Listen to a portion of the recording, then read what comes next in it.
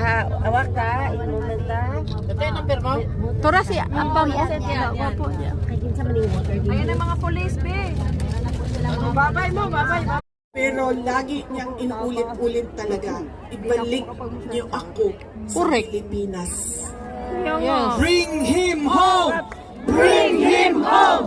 Bring him home!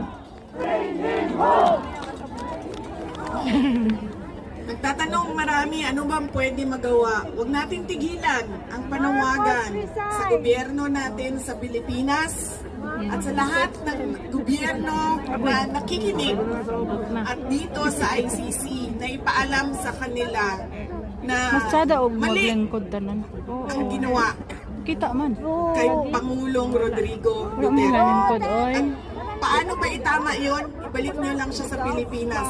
Kay naka-stage Ituloy magod niyo sila. lang yung kaso, walang problema. Tara, tumulog. Ibalik Pwede niyo lang mag-upo, siya. be. Bring him home! Bring him home! Bring him home! Upo ka maklaro man oh. Nakita. Dili. Kaya nga no, sunburn ng katungaan eh, ang katunga dili.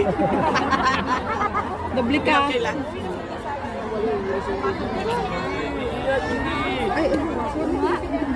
Hindi, okay lang, okay lang. Iwangan lang to. Naka-ready ang sunblock din ni Dubling. Okay lang, sir. Kaya di nila makita na ako ang mata kung magkalog na.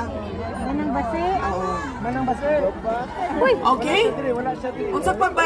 Ano pa ang nang ginagawa natin ay para sa Diyos, sa bayan, at sa bawat pamilyang Pilipino.